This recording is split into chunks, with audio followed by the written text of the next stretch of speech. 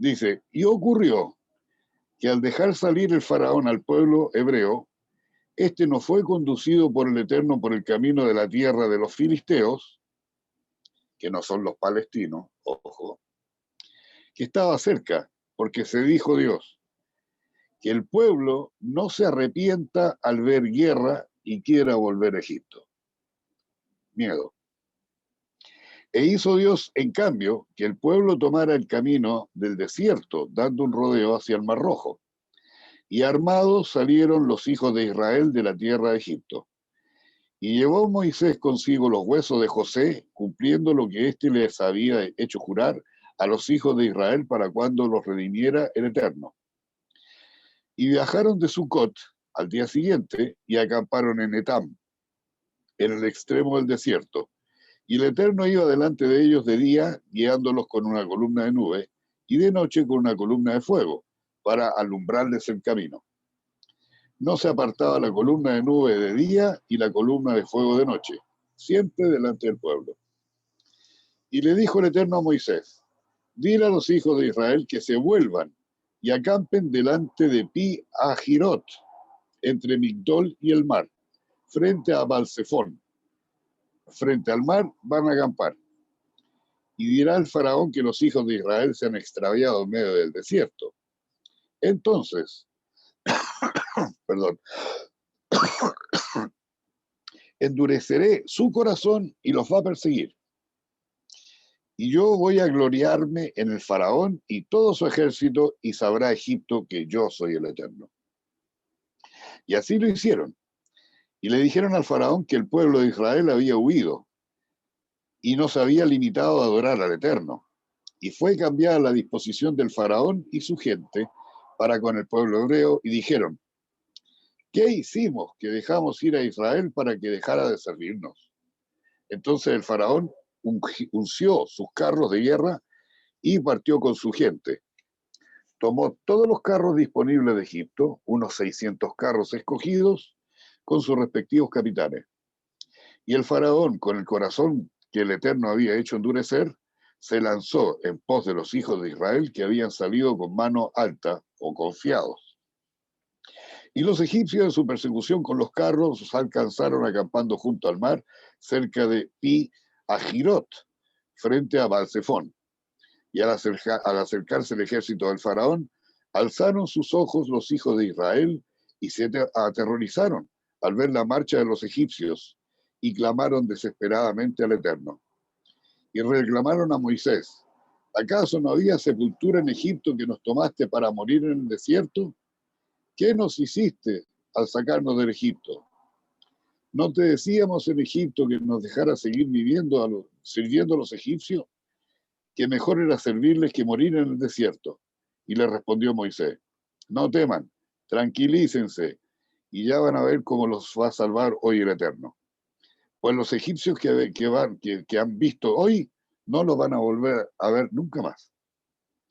Y el Eterno va a pelear por ustedes. Entonces guarden silencio. Y el Eterno le dijo a Moisés, ¿qué clamor es este? Dile a los hijos de Israel que se pongan en marcha. Y tú, alza tu vara y extiende tu mano sobre el mar para que se divida y puedan entrar los hijos de Israel en lo seco. Entre tanto, yo voy a seguir endureciendo el corazón de los egipcios para que entren tras ustedes, y voy a ser gloriado en el faraón y en todo su ejército con sus carros y sus jinetes. Y sabrán los egipcios que yo soy el Eterno al gloriarme en el faraón, en sus carros y en sus jinetes.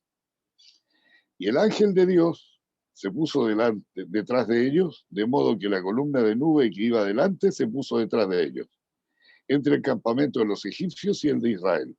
Y fue extremadamente oscura la noche, y no se acercó uno a otro en todo su transcurso. Y extendió Moisés su mano sobre el mar, y el Eterno hizo soplar un fuerte viento solano toda la noche, que puso el mar en seco, siendo divididas las aguas. Y entraron los hijos de Israel en el mar en seco, y las aguas fueron para ellos como muros a la derecha y a la izquierda. Y los persiguieron los egipcios, y entraron tras ellos en el mar los caballos del faraón, sus carros y sus jinetes. Y al despuntar el alba se dirigió el Eterno entre la columna de fuego y nube. al campamento de los egipcios, sembrando el desconcierto entre ellos. Y quitó la rueda de sus carros, de modo que apenas podían desplazarse penosamente. Entonces se dijeron los egipcios: huiremos de ante Israel, ya que el Eterno pelea por ellos contra Egipto. Eso lo decían los soldados egipcios ya. Y le dijo el Eterno a Moisés: extiende tu mano sobre el mar y vuelvan a unirse las aguas sobre Egipto, sobre sus carros y sobre sus jinetes. Y extendió Moisés su mano sobre el mar, y ya de mañana volvió el mar a su estado usual, cubriendo a los egipcios que huían, y el Eterno los sacudió en medio del mar, de modo que no quedó de ellos ninguno. Los hijos de Israel habían cruzado el mar en seco, con las aguas levantadas como muros a la derecha y a la izquierda. Y salvó el Eterno ese día a Israel de la mano del Egipto, quedando los egipcios muertos a la orilla del mar. Y vio Israel cuán grande se mostró el Eterno con los egipcios, y temió el pueblo al Eterno, y creyeron en él y en Moisés, su siervo. Entonces entonaron Moisés y los hijos de Israel este cántico al Eterno, diciendo, lo voy a leer igual. Cantaré al Eterno exaltando su grandeza, al caballo y al jinete arrojó al mar. Mi fortaleza es el Eterno, y este es mi canto. Él es mi salvación, Él es mi Dios, como tal lo alabaré. Es el Dios de mis padres, y como tal lo ensalzaré. El Eterno es el Señor de la guerra, eterno es su nombre. Precipitó en el mar los carros del faraón y su ejército. A sus capitanes escogidos los tragó en el mar rojo. Los abismos los cubrieron, y cual piedras bajaron a las profundidades. Tu diestra, oh Eterno, magnificada por tu fuerza, tu diestra, oh Eterno, aniquiló al enemigo. Y en la plenitud de tu poder quebrantas a tus adversarios. Les envías tu ira y los consumes como paja. Y con el soplo de tu aliento se elevaron y se abrieron las aguas, deteniéndose como si fueran muros. Se congelaron los abismos en medio del mar. Dijo el enemigo, los perseguiré y los alcanzaré y repartiré sus despojos.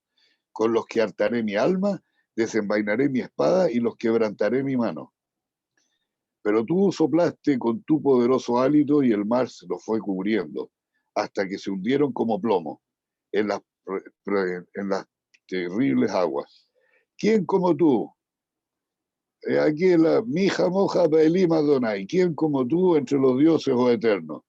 Mija moja Netar Bakodesh. ¿Quién como tú inmenso en santidad? Nórate y Loto Cefele, el más digno de alabanza y hacedor de milagros. Cuando extiendiste tu diestra, se los tragó la tierra. Con tu misericordia guiaste al pueblo que redimiste. Los condujiste a tu tierra, a tu santa morada. Escucharon otros pueblos que se estremecieron, se apoderó de ellos el terror de los filisteos. Se angustiaron los príncipes de Edom y temblaron los valientes de Moab. El miedo dominó a todos los cananeos. Se abatieron espantados con el poderío de tu brazo y se enmudecieron como la piedra. Hasta que pase tu pueblo, oh Señor, hasta que pase el pueblo que tú redimiste. Los llevarás para que se arraiguen en el monte de tu santidad. Allí los vas a sentar, oh Eterno, en el santuario que tus manos prepararon, y reine el Eterno por siempre y para siempre. Esa es la canción de Moshe y del pueblo después de haber entrado. Y penetró el caballo del faraón con su carro y sus jinetes en el mar, y el Eterno hizo tornar sobre ellos las aguas, en tanto que los hijos de Israel habían cruzado el mar seco. Y Miriam, la profetisa, hermana de Aarón, tomó el pandero en la mano y salieron tras ella todas las mujeres con panderos y danzas. Y les dijo Miriam, canten al Eterno exaltando su grandeza, pues al caballo y al jinete arrojó al mar. Y condujo Moshe a Israel desde el mar rojo por el desierto de Shur, por el cual anduvieron 3 días sin hallar agua. Ya empezaron los problemas. Y llegaron a un lugar donde encontraron aguas amargas y no pudieron beber, motivo por el que llamaron a este sitio Mará, amargura. Y se airó el pueblo contra Moshe preguntando, ¿qué vamos a beber? Y clamó al Eterno, quien le mostró un árbol que echó a las aguas y éstas se endulzaron. Ahí le dio al pueblo leyes y estatutos y lo puso a prueba. Y dijo, si escuchas la voz del Eterno tu Dios, y haces lo que es recto a sus ojos y cumples sus preceptos y sus leyes, no pondré sobre ti las plagas que puse sobre los egipcios, porque yo soy el Eterno, tu sanador. Y llegaron a Elim, donde había 12 fuentes de agua y 70 palmeras, y acamparon ahí junto a las aguas.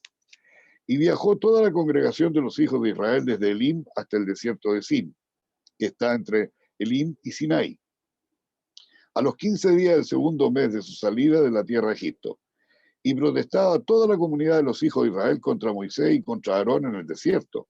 Y le dijeron, era preferible morir a manos del Eterno en Egipto, cuando nos sentábamos junto a la olla de carne y comíamos pan en abundancia. En cambio nos trajiste a este desierto para que muramos de hambre. Entonces el Eterno le dijo a Moisés, he aquí que haré llover para ustedes pan del cielo, y el pueblo lo recogerá, cada día la porción necesaria para cada uno. Y así los voy a poner a prueba si andan en mi ley o no. El día sexto prepararán lo que trajeren, y será el doble de lo que recogieron cada día.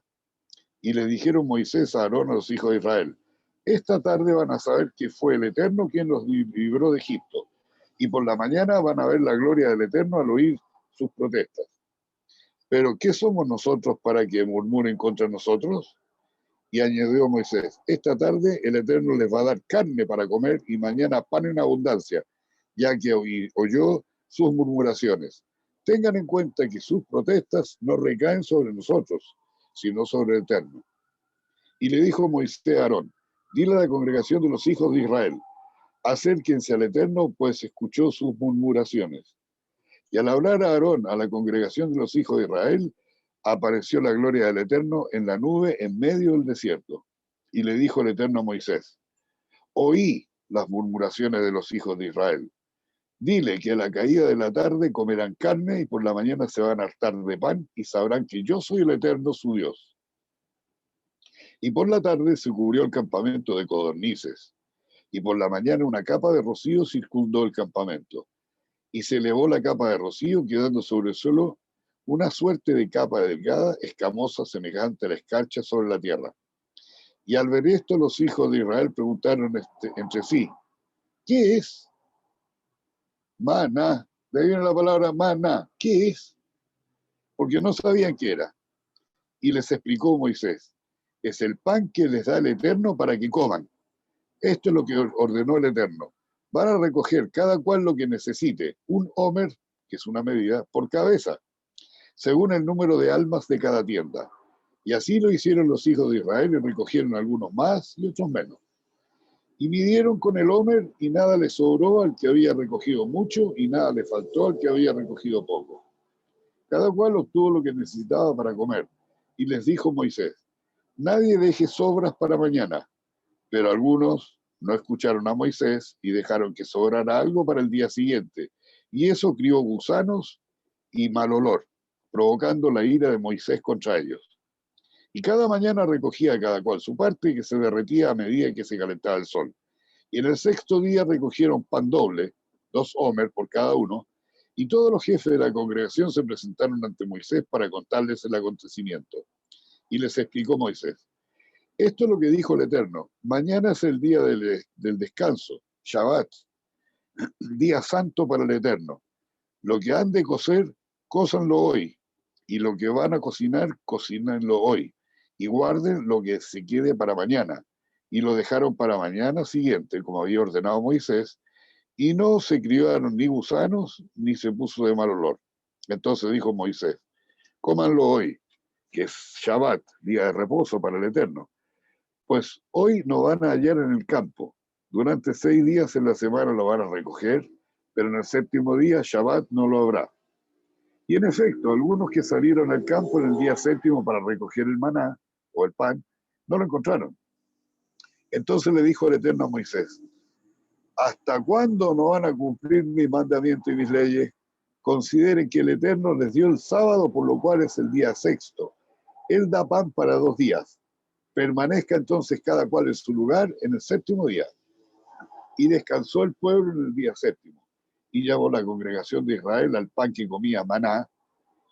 Y este era como semillas de cilantro blanco con sabor a pasteles con miel. Y dijo Moisés, Esto es lo que ordenó el Eterno. Hagan llenar un homer, unos 4 litros de ese pan, para que se guarden todas las generaciones, para que vean que el pan que les hice comer en el desierto cuando los liberté de Egipto. Y le dijo Moisés a Aarón, toma una vasija y pon en ella un homer de maná y déjala delante del Eterno, a fin de que se conserve como testimonio para sus generaciones. Se hizo como el Eterno le había ordenado a Moisés y dejó la vasija a Aarón delante del testimonio, como guarda. Y los hijos de Israel comieron el maná durante 40 años, hasta su arribo a tierra habitada. Lo comieron hasta que llegaron al linde de la tierra de Canaán, y el homer es 1/10 de una efa, que son 40 litros. Y partieron los hijos de Israel del desierto de Sin y continuaron las etapas del itinerario establecido por el Eterno y acamparon en Refidim. Pero no había agua para el pueblo, para que el pueblo bebiera. Y discutieron acaloradamente el pueblo con Moisés, diciendo, danos agua para beber. Pero Moisés le dijo, ¿y por qué pelean conmigo? ¿Por qué ponen a prueba al Eterno? Pero el pueblo estaba sediento y murmuraba contra Moisés, diciendo, ¿por qué nos hiciste salir de Egipto para matarnos de sed a nosotros, a nuestros hijos y a nuestro ganado? Entonces llamó Moisés al Eterno y le dijo, ¿qué hago con este pueblo? Un poco más y me apedrearán. Y le respondió el Eterno, pasa delante del pueblo y llegue contigo a ancianos de Israel y toma en la mano la vara con que golpeaste el río y anda. He aquí que yo estoy enfrente de ti, allí sobre la roca en Horeb. Tú vas a golpear la roca y saldrá de ella agua para que el pueblo pueda beber. Y así lo hizo Moisés ante los ojos de los ancianos de Israel.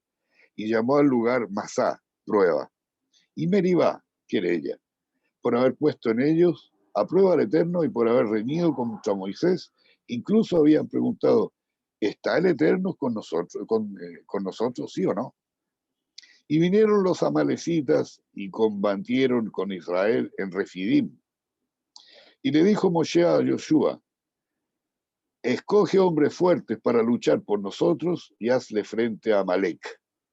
Mañana yo permaneceré sobre la cima de la colina con la vara divina en mi mano. E hizo Josué lo que le había indicado Moisés para combatir contra Amalek.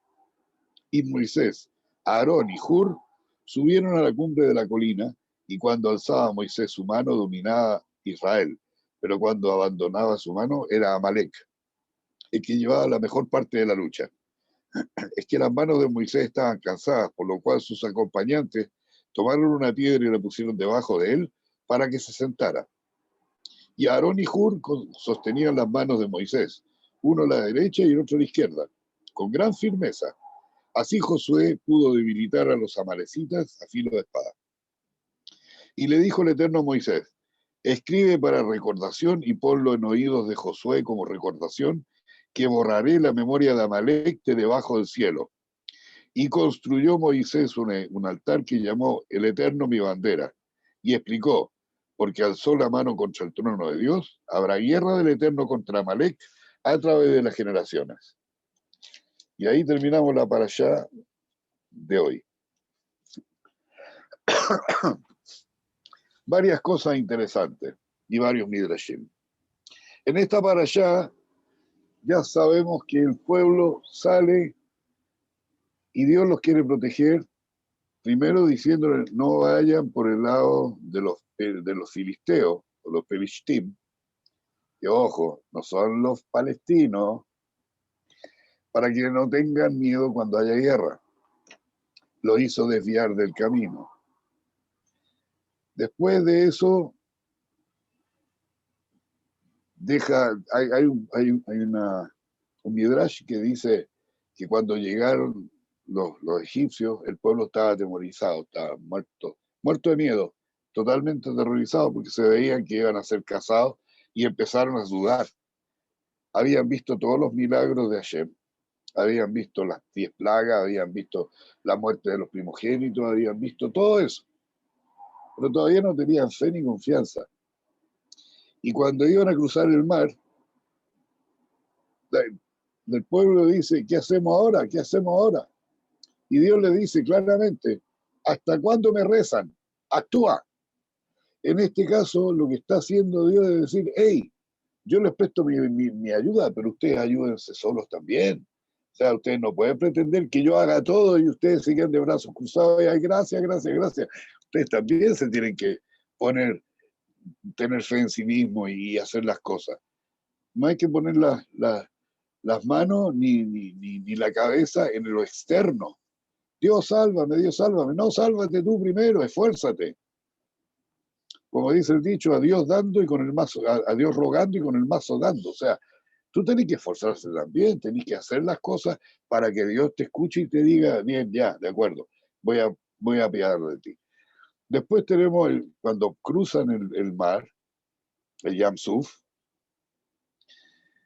empiezan a cantar en forma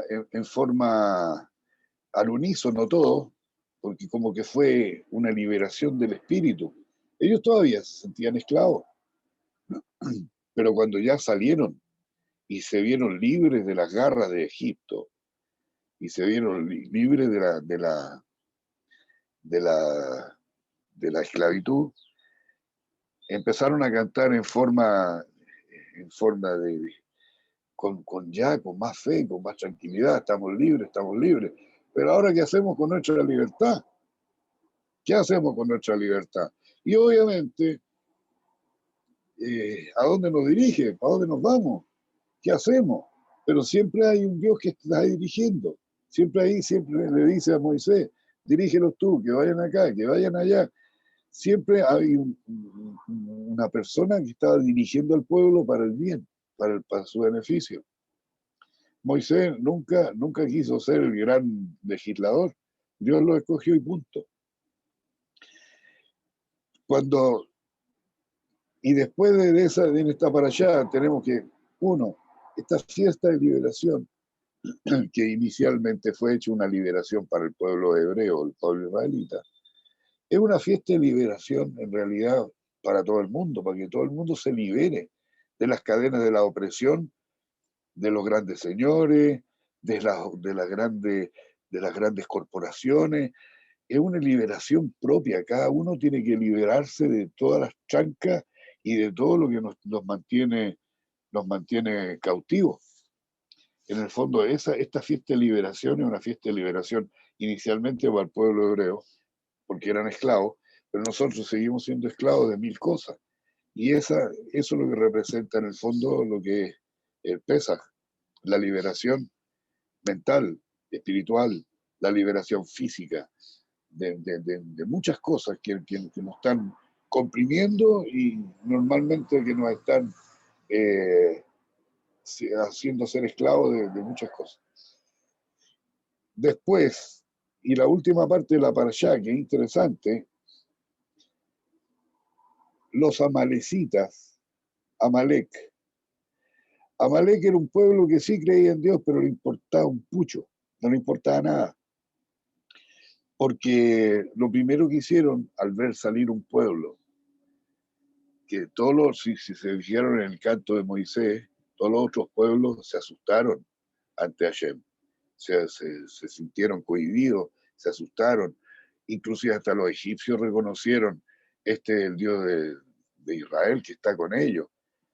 Hasta ellos reconocieron que era más poderoso que sus propios dioses. Pero Amalek es el eterno enemigo de Israel, el eterno enemigo del judaísmo. Y el eterno enemigo del judaísmo, durante la historia tenemos muchos enemigos, como por ejemplo Amán, cuando en la fiesta de Purim, Amán quería matar a los judíos. ¿Por qué? Por gusto. Después tenemos seguramente a Hitler, la gente que estaba con Hitler. Hay mucho Amalek, es la representación del mal por el mal. Y a ese Amalek, ahí nos dice, destruyan a Amalek para siempre por sus generaciones. O sea, no tenemos que caer bajo el yugo de Amalek, sino que tenemos que destruir a Amalek. Ese es el resumen de la parashá de esta semana. Preguntas, comentarios. Bueno, voy a leer una pregunta de Carlos, que ya respondiste, pero es bueno explicarlo un poco más. Dice, hola Julio, ¿es verdad que los palestinos provienen de los filisteos y que las zonas filisteas de la época, que hoy son Gaza, Hebrón y Belén, eran ocupadas por los filisteos antes y hoy son ocupación palestina. No, los filisteos desaparecieron del mapa hace milenios. Lo que se llaman filisteos de esa época venían de Creta, de Grecia. No eran pueblos originarios de ahí, le llamaban Pilishtim, y los Pilishtim eran la palabra Pilishtim, pues se le llamaba así porque eran invasores. Venían de la isla de Creta y todo eso, y venían conquistando diferentes territorios y se apropiaban de los territorios. Eran como terroristas. Eso eran los filisteos, pero no tienen nada que ver con los palestinos. Lo que pasa es que en la época de Roma, cuando estuvo la gran revuelta con Bar Kokhba, el emperador romano, para molestar a los judíos, ya no le puso Judea, le puso Palestina al país. Ya no le dijo Judea, le dijo Palestina. Inclusive a Jerusalén le cambió el nombre y le puso Aelia Capitolina. Por lo tanto, los palestinos de ahora no tienen nada que ver con esos filisteos. Los palestinos de ahora es porque estaban ocupando la antigua tierra de Palestina, que hasta el mandato inglés se llamó Palestina. Cuando hubo la partición de la Palestina, un lado árabe y un lado judío, pero siguió llamándose Palestina. Y esa tierra, los palestinos actuales vienen de Jordania. Vienen de Jordania. Y los palestinos actuales fueron puestos ahí exclusivamente para, por una cuestión política, para molestar a los judíos, para sacarlos de la tierra. Si a ellos no les importa. Hasta la guerra del 67, Jerusalén era un basural. Cuando conquistaron, cuando echaron a los jordanos de la guerra del 67 y recuperaron el Cótel, el muro de los lamentos, todo eso era un basural y lo empezaron a reconstruir. Eso, tan simple. Y solo también para agregar, Palestina como la OLP se creó en 1964 con el objetivo de destruir Israel. Es un frente de ataque nuevo, nada más. Nunca Nada se había más, hablado antes, jamás del pueblo palestino, ni nada, no hay ninguna de, relación. No de hay... partida, históricamente, ¿cuál era la capital de Palestina? ¿Qué moneda tenía? ¿Qué idioma hablaban? ¿Cuáles eran sus dioses? ¿Tenían algún rey reconocido? ¿Hay alguna ruina palestina antigua de 1000 años? No hay nada, no existe, es mentira, totalmente falso. Claro, claro. Eso no invalida que hoy día se creó esa entidad, ¿no? Como todas las entidades, pero algo muy, Obviamente que no, muy claro. Y obviamente que no lo obviamente, invalida. sí, antes de la guerra del 67 lo que pasa, para agregar nomás, la Gaza era de Egipto y por decreto el año 64 no se llamó más Egipto y todos pasaban a ser palestinos y la Cisjordania, que eran jordanos, ciudadanos jordanos, pasaban a ser palestinos sin que nadie les preguntara y pasaban a ser refugiados sin derecho a nada. Entonces, la verdad que existe una tragedia inmensa del pueblo árabe como los traicionan, como los ocupan para enfrentar a Israel. Claro que sí. Esa es la gran tragedia. Tontos útiles, po. O sea, Los no tontos tienen útiles. opción tampoco, no, nadie les preguntó. Es un decreto del No, dictador. nadie.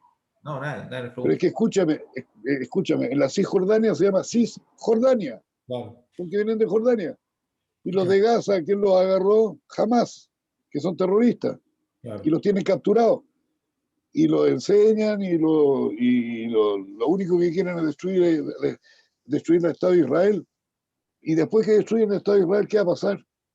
Supongamos que no va a pasar nunca, pero imaginémonos el hipotético caso que destruyen el Estado de Israel y se toman ese territorio. Y van a quedar felices porque no va a existir nada y va a ser un desierto como antes que llegáramos nosotros. Lo más probable es que se lo va a repartir entre Egipto y Siria o Jordania, pero tampoco da lo mismo, porque a él les da lo mismo, Da no, lo mismo, no da tiene lo mismo. la verdad que no tiene ninguna. Mira, en la Torá, la palabra Jerusalén está escrita más de 700 veces. En el Corán existe una o dos veces nada más. No tiene importancia para ellos. No, la verdad que Para no. nosotros sí. Para nosotros sí. Sigamos con la pregunta. Natán dice, ¿se Dígame. podría hacer una comparación del ataque canalla que hicieron los amalecitas con el ataque que sufrió Israel cuando se fundó como país en 1948? Eh, a ver. Lo que pasa es que Amalek es el mal absoluto. Cada vez que aparece el mal absoluto, los nazis, por ejemplo, eran el mal absoluto.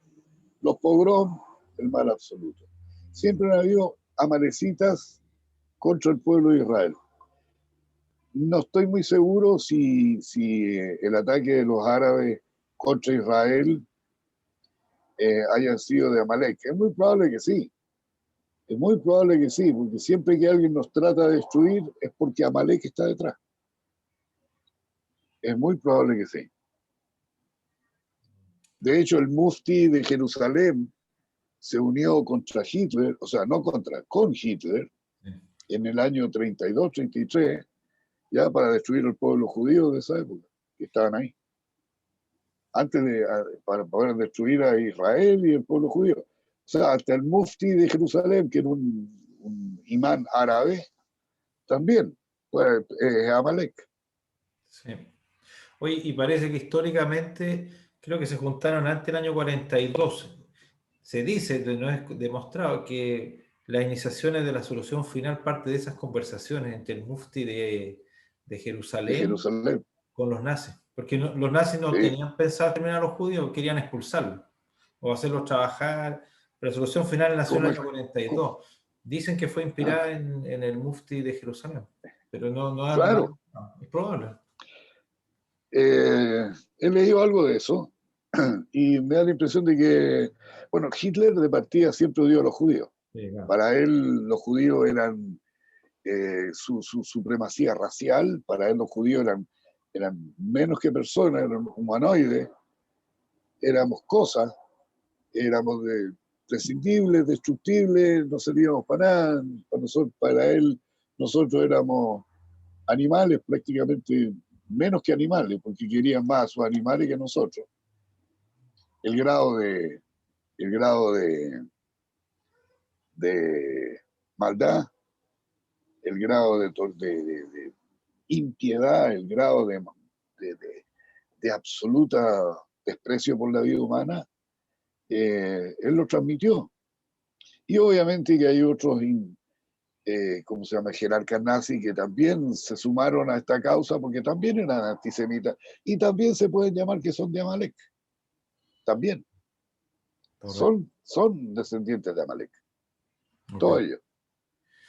Mira, Antonio pregunta, dice, al librar a Hashem al pueblo hebreo de la guerra con los filisteos, pero llevarlos a un desierto con 1000 pruebas y años para su llegada a Canaán, ¿quiere decir eso, que la purificación, el cambio ha de ser siempre gradual tras salir de ese cautiverio?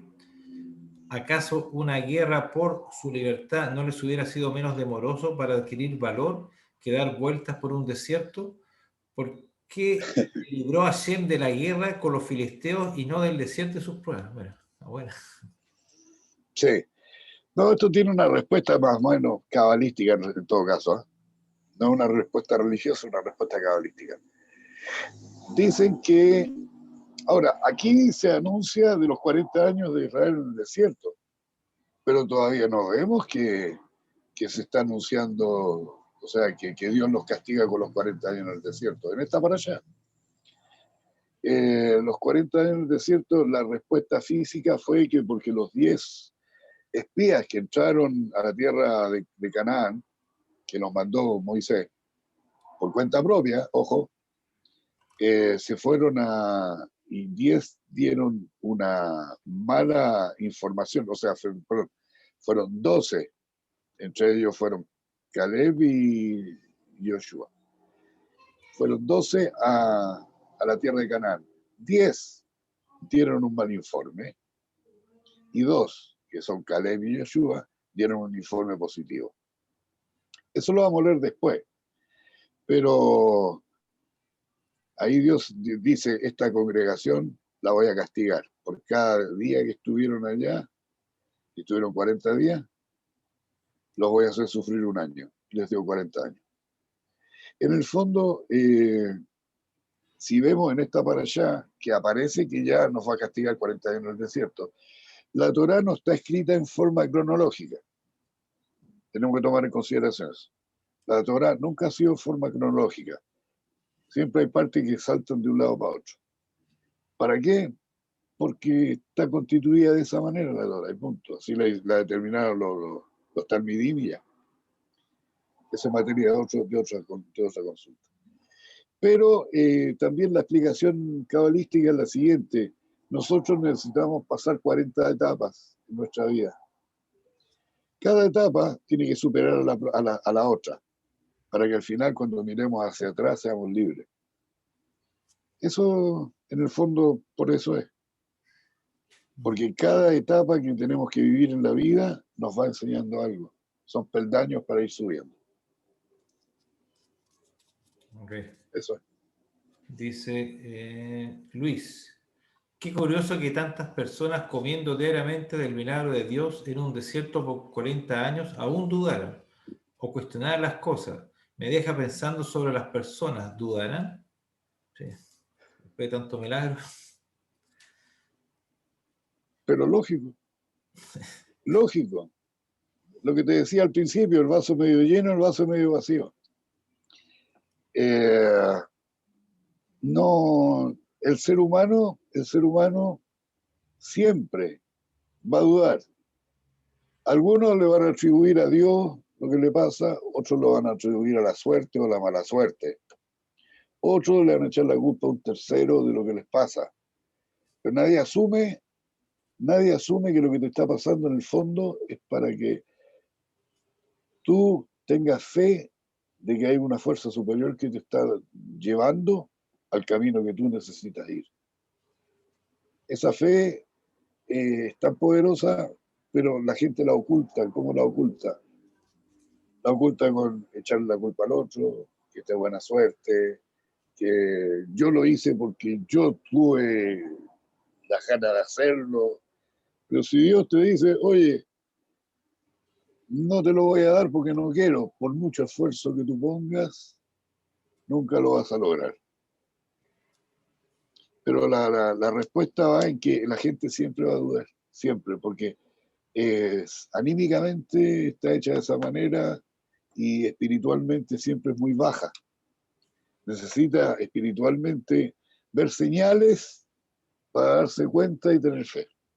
Si no ves las señales, aunque las veas, es tu mente tan obtusa que no ves las señales que te están poniendo frente a los ojos. Y además la desesperación.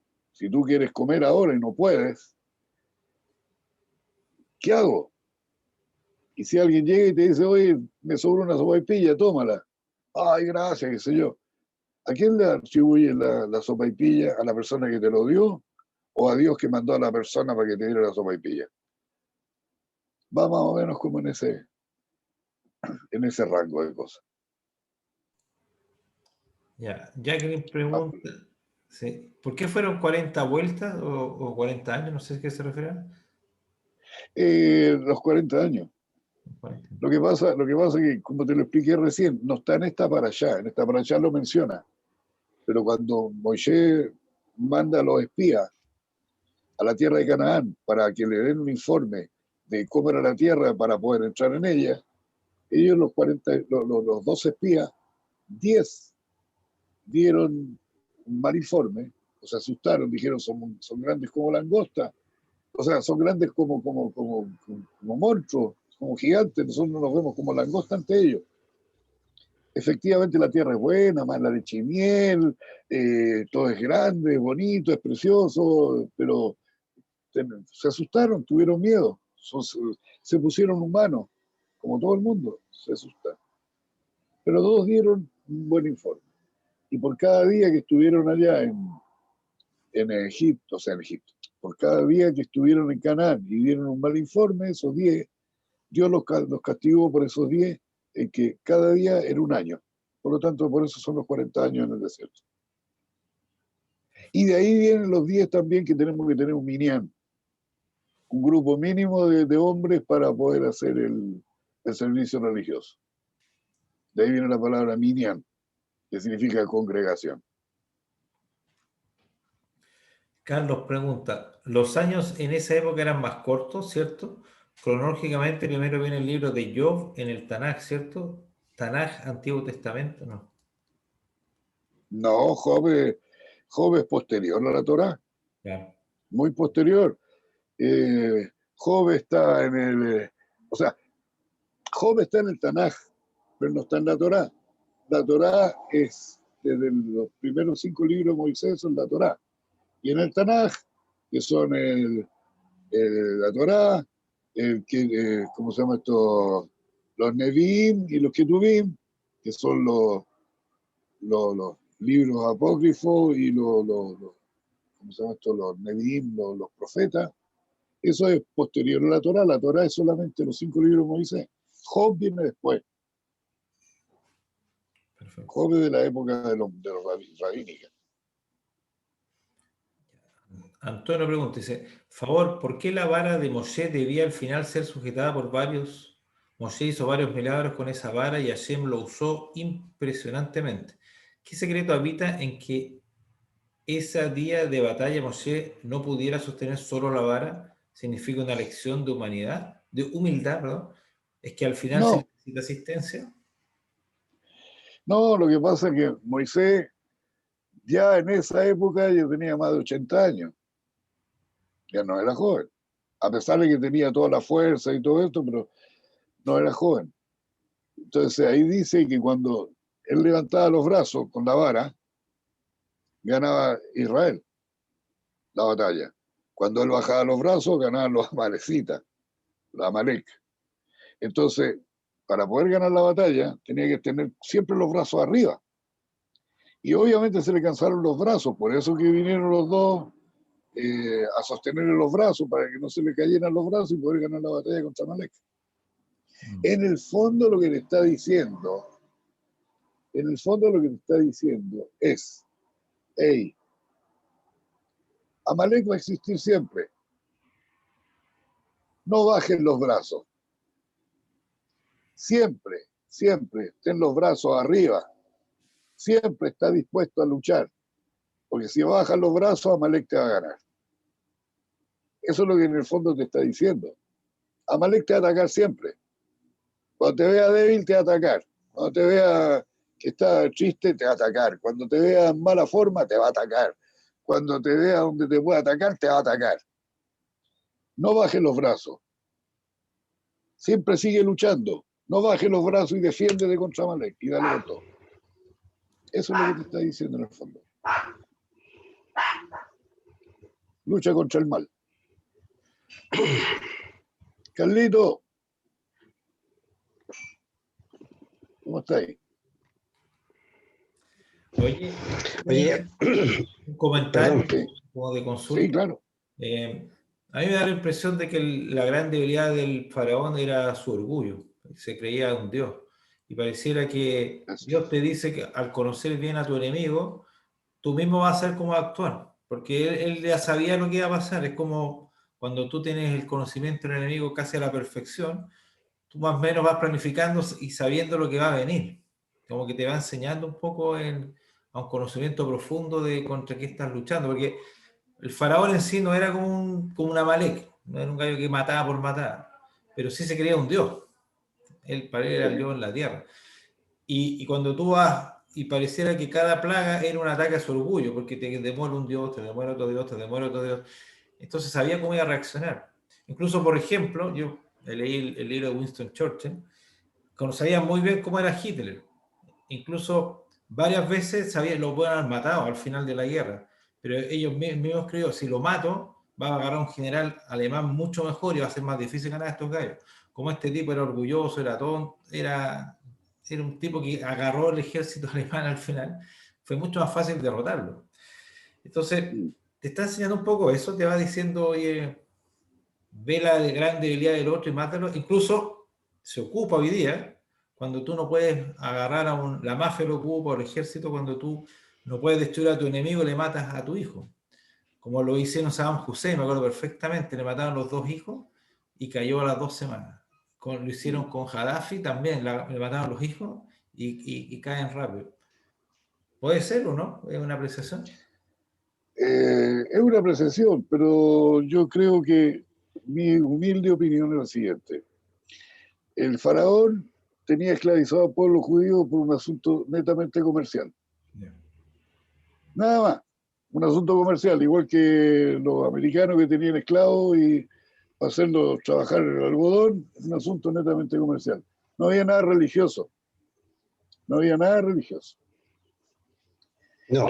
El faraón sí se creía un dios, de hecho él se decía que él se había hecho a sí mismo, él se había hecho nacer a sí mismo. O sea, era tanta la estupidez que eso era. Y obviamente que el pueblo tenía convencido que era un dios, que era una forma de vida de esos pueblos. La maldad de ellos era que aprovechaban a la gente como esclavos. ¿Y para qué los aprovechaban? Porque era un asunto comercial para poder hacer ciudades y eso. Eran animales burros de carga. Pero Amalek es el mal por el mal mismo, por el gusto de hacer mal. Amalek es el gusto de hacer el mal por el mal. El Amalek es tan malo, mira cómo te lo voy a decir, Amalek es tan malo que cuando no tiene a quién destruir, se destruye a sí mismo. Mata al que quiere matar y después cuando no tiene a nadie a quien matar, se destruye a sí mismo porque es maldad por maldad, oscuridad por oscuridad. Ese es Amalek. Un asunto es un asunto comercial y otra cosa es Amalek, que es el mal por el mal simplemente. Termina destruyéndose a sí mismo porque no tiene a nadie más que destruir. Ya destruyó todo lo que quería destruir. Como lo Por eso reflejaban hay que los nazis, pero los ¿Ah? nazis era o matamos a todos o nos matan a todos. Al final Hitler les dijo eso siempre. O aquí ganamos la guerra o nos matan a todos. No, les dio lo mismo. Incluso después empezó a matar a los alemanes al final. Cuando el que empezó, dio la orden de exterminar a los alemanes al final de la guerra. Claro, sí, Amalek es Amalek, el mal por sí mismo. O sea, mira, es como un cáncer que te ataca. Si tú no atacas al cáncer al principio, el cáncer te va a consumir. Y después que te consume el cáncer y te mata, Amalek, ¿qué función tiene? Nada, se va comiendo a sí mismo hasta que se muere solo. Es la maldad por la maldad. Nada más. Eso es Amalek. Y hoy día Amalek podría ser el régimen de Irán. Hamas, Al Qaeda. Hay muchos Amalek. Hay muchos Amalek. De partida, Amalek, hay muchos, en todos los países del mundo hay Amalek. O sea, en todos los países, en todos los continentes del mundo hay Amalek. Pero hay una Amalek que tenemos dentro de nosotros también. Sí. Hay una Amalek que tenemos nosotros que es autodestructivo. Exacto. Si nosotros, si, ahí, cuando te digo, el vaso medio lleno o medio vacío. Si tú ves un vaso medio lleno, dale las gracias a Hashem porque Él te lo mandó para tu salvación. Y con eso va a estar bien. Si lo ves medio vacío, ¿qué estás haciendo? No estás agradeciendo a Hashem. Estás autodestruyéndote. Amalek está dentro de nosotros también y eso hay que combatirlo. Por eso que siempre te dice, destruye a Amalek, pero destruye a Amalek externo, pero al Amalek interno, que es la Shonará, o sea, el hablar mal, el Yetzer hará, que son las malas actitudes, que el hablar mal de nosotros mismos. Todo eso es Amalek también. Tiene varias lecturas esta para allá, varias lecturas. No es una lectura solamente histórica, sino que también es una lectura, no es tan superficial, es más profunda.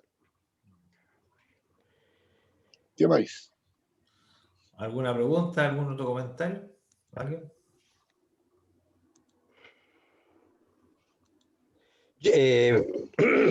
Hola Julio, hola a todos, Hola. Aníbal, perdón, Ariel, a Luis, a todos los que están presentes.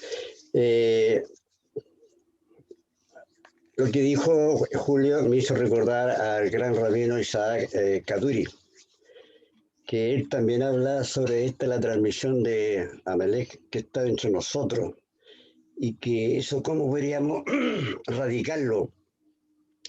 Y él da obviamente dos conceptos en la parte cabalística, que eso está el proceso de la persona. Si la persona quiere que le vaya bien como está escrito en la Torá, decía él, empieza a hacer el bien. Pero si uno se empieza a atraer siempre el mal, la envidia, la codicia, y eso lo puso muy recalcado en ese comentario, que estas cosas de la avaricia, de la codicia, ay, que me gusta esta ropa, mira cómo anda la vecina, o mira, eso está, está trayendo a Malef fuerte en la persona, ¿ok? Es una codicia. Entonces decía que nosotros debíamos ¿cómo poder despojarnos? No, no te preocupes, claro, y aquí quiero recalcar algo de mi padre, Julio, como buen judío. Decía que mi padre me decía, hijo, no te preocupes como lo haga el otro, mejor ocúpate a hacerlo tú mejor. Claro, ¿Cachai? claro. Entonces, ese tipo de cosas, cuando leí esa estrofa de la enseñanza de gran rabino a mí me emocionó, porque realmente hoy día, cada día que pasa con las nuevas tecnologías, es cosa que nosotros lo veamos. Hoy día salió un mejor teléfono que, no sé, que habla solo y que yo le digo, llama a tal persona, ya, tengo que comprarlo. Entonces la ambición, eso te va destruyendo a uno lo va destruyendo, ¿cierto? Porque no sabemos aplicar la innovación. Bueno, de hecho, te puedo responder una cosa. Los 10 mandamientos dice, no envidiarás a tu prójimo, ¿cierto? No envidiar. ¿Qué es la envidia? La envidia en el fondo del principio de Amalek. Envidiar. Oye, como decís tú, este teléfono yo lo compré hace una semana, pero él tiene uno mejor. ¿Por qué no lo voy a tener yo? Este se compró un auto de este color y más grande que el mío. No, voy a Exacto. vender este auto y darle a este otro. Entonces, Amalek va creciendo dentro de ti, la envidia. La envidia, la codicia, claro. La codicia, la envidia, sentirte frustrado porque el otro tiene más que tú. No, la cábala dice, ¿quién es feliz? El que está contento con su parte. Porque se lo dio Dios, porque eso es lo que sirve para tu crecimiento y nada más. Pero si andas buscando por otro lado, o la mujer, me gustó la mujer del vecino, voy a tratar de conquistar a la mujer del vecino. ¿Por qué? Hay mucha gente que hace eso. Voy a conquistarme a la mujer del vecino. Oye, el vecino se compró este mueble y está más bonito que el mío. La envidia, la envidia, la envidia, la envidia, la envidia. Eso es parte de Amalek. Todo lo que te dice la Torá como los 10 mandamientos es para que tú puedas combatir a Amalek. Bueno, y todas las mitzvot también. Es para poder combatir a Amalek dentro de ti. Pero hay un Amalek externo que es físico y que es real y que te va a atacar siempre por el hecho de ser judío, por el hecho de estar ahí con Israel. Y hay otro Amalek que está interno que también tenéis que combatirlo. Tenéis dos combates. Por eso cuando te dice ahí que Moisés tenía que estar con los brazos levantados para que ganara contra Amalek, está diciendo, no bajen los brazos como un boxeador, sigue peleando hasta que lo derrotes. Eso es. Oye, Ahora, dale, Juan Carlos. ahora mirándolo de acuerdo a lo que transmite la Torá en esta parashá, una de las cosas, la diferencia que yo aprendí es ver con los ojos no pues espirituales lo que transmite la Torá. Yo creo que incluso una vez Julio, en una conversación que tuvimos en una parashá años atrás, decía, no, nosotros no tenemos que ver la Torá con los ojos espirituales porque nos sirve. Nosotros tenemos que ver con los ojos de la realidad que se nos presenta y extraer todo lo que está ahí y aplicar a nuestras vidas para que no nos ocurra lo mismo. ¿Te acuerdas, Julio? Entonces, yo escuché ese comentario que hizo Julio entre paréntesis, yo siempre rescato lo bueno de Julio, ¿ok? Porque Julio tiene cosas buenas, porque también tiene Amelé, no, pero Julio transmite cosas muy interesantes. Y yo dije, mira, qué buena la extracción. Pero lo que estábamos ahí presentes, que fue la sinagoga, lo que estábamos presentes ahí, mucho parece que no percibió lo que dijo Julio. Pero yo lo capté de esa forma, Julio. Digamos, yo te capté que nosotros decíamos, no, tenemos que extraer lo positivo de esto y eso que está lo negativo, convertirlo. Así lo vi yo y así lo fui entendiendo más adelante. Claro, es verdad lo que dice Julio. La Torá hay que verlo con ojos abiertos del buen camino. La Torá, como está escrito en todos lados, la Torá es el camino y la verdad de la vida de cada persona. Por lo tanto, cada persona la puede tomar y empezar a llevarla en su vida, a corregir sus pasos, lo que está diciendo Julio, digamos, hacer nosotros el bien, no vivir con la codicia que hay acá, porque decía, a mí no me gustaría lo que pasó el pueblo de esa época, ¿ok? No, no, nosotros tenemos que ser más unidos, más a sí mismo primeramente, mirarlo nosotros y de ahí despegarlo hacia Dios. Digamos, no pretendáis ver a Dios, pretende que se haya escuchado por Dios. Esa fue una de las cosas que yo pienso. No busquemos que Dios me habló, no. Pretendemos que cuando oremos lo escuche y no esperemos al tiro el resultado. El resultado va a venir posteriormente y uno no se va a dar cuenta así, chota, qué increíble, se me abrió la puerta. Bueno, vamos a ir por parte, te voy a responder cortito para no entender mucho. La Torá es palabra divina, pero está hecha en palabras humanas, para que nosotros en nuestro entendimiento la podamos comprender. Todo lo que dice la Torá, todo lo que te dice la Torá es verídico, porque a pesar de haber sido escrita hace más de 3.000 años atrás, o haber sido entregada hace más de 3.000 años atrás, hoy en día la Torá es lo mismo que pasa con todo el mundo. Son las mismas reacciones de las personas, la gente no ha cambiado tanto, las mismas 10 mandamientos son los mismos mandamientos en ese entonces que ahora y que en el futuro. La Torá tiene varias formas de leerse. Una es con la forma básica, que es leer el libro como es. Pero cada Torá, o sea, no cada Torá, cada palabra o cada letra o cada cosa tiene un sentido más que simbólico, un sentido más profundo. Y ese sentido más profundo, el que tiene la Torá, te tiene que hacer entender a ti, porque la Torá está escrita para el mundo, pero también está escrita específicamente para ti, para cada cual. Es uno el que tiene que en su mentalidad o en su elevación espiritual o como sea, tienen que entender qué te está diciendo la Torá para tu mejoramiento.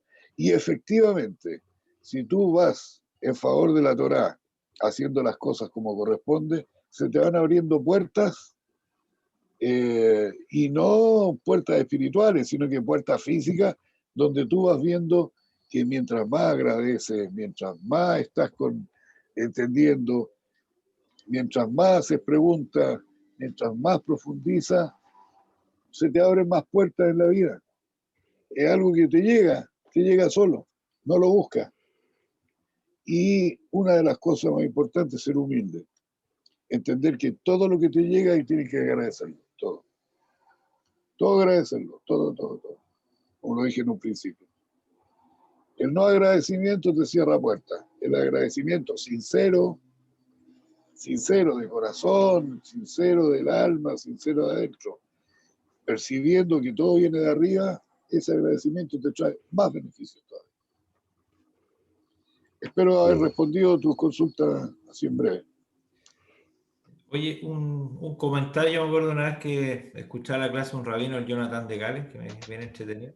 Hablaba que la esencia de la palabra Yehudí viene de la palabra Todá, el mismo Shoresh. Sí, claro.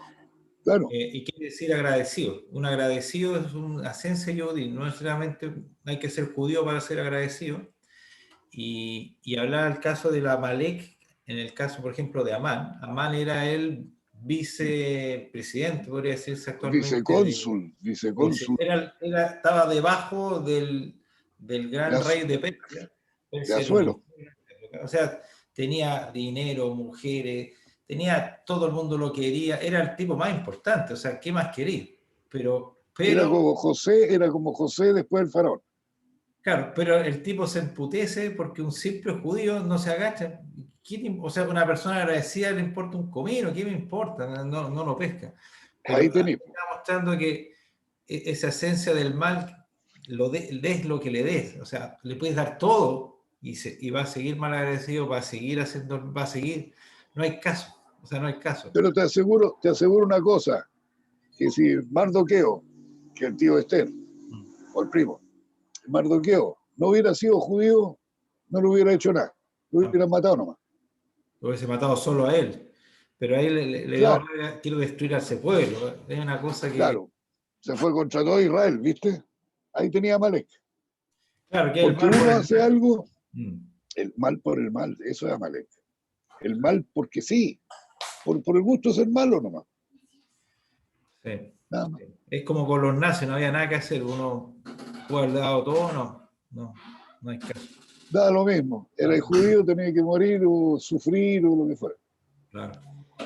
Oye, Julio, aclara que Sí, la madurez de la persona uno mismo es tal vez sea también es por la acción, digamos, la forma de pensar y decir, esto es lo que hablamos hace poquito sobre la codicia, eso también es una ah, madurez.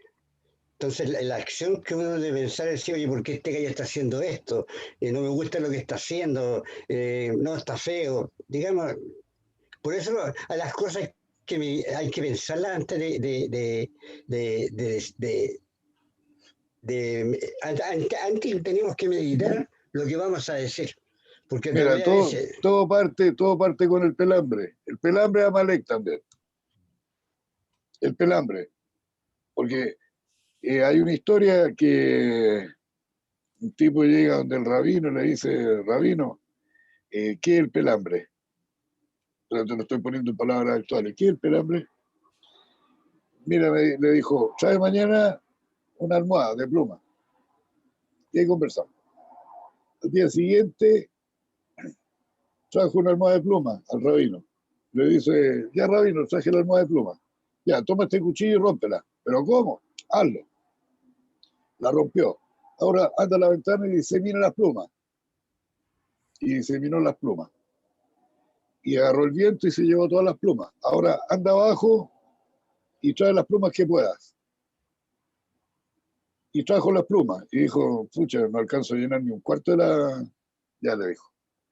Eso es Amalek. Eso es el pelambre. El hablar mal de la gente.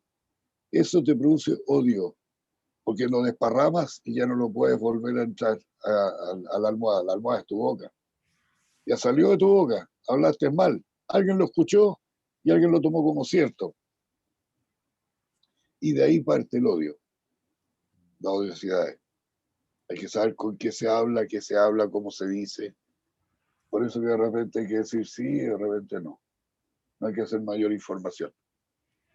Porque ese pelambre te puede destruir. El pelambre es tan destructivo como alguien que llega con un cuchillo y te apuñala. Así es. Algo más. Ya, pues ya estamos pasados un poquito en la hora de la clase. Esta parcial Ya, era para analizarla, pero tiene para. Bueno, como cada parcial las Torah. sí, Es sí, sí. un estudio de día, la verdad.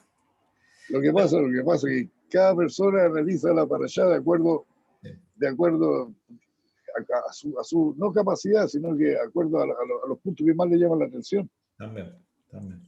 Yo he escuchado a rabinos que hacen unas elocuciones magníficas respecto de la canción de la salida del mar. Y otros que hablan de otras cosas. Cada cual de acuerdo a cómo se sienta mejor hablando de la baraya. A Claro. mí me gusta hablar de Amalek. Me gusta combatirlo. Sí. bueno, de hecho, Julio, tú sabes que los días sábados, en la mañana del Shaharí, nosotros después leemos y hacemos los comentarios, y eso Sí, es bueno, porque al final, yo por lo menos, yo disfrutaba mucho el día de la lectura de la Torá, porque me quedaba el comentario, y el comentario a mí, sea como sea la opinión de cada persona, yo rescataba lo más positivo. Mira lo que dijo tal persona, mira qué interesante lo que dijo. Entonces, ese tipo de cosas uno tiene que ir llevándolo en práctica en su vida. Sí. Así es. Bueno, espero que haya sido interesante esta para allá y esta clase y que hayan quedado todos sin duda. Ok, muchas gracias, Julio. Bueno, muchas gracias por lo que hace Gracias, usted. Julio. Nos veremos la próxima Muchas gracias, don Julio. Chao, Juan Carlito. Chao, Ariel. Que estés Chao bien. a todos. Chao a todos.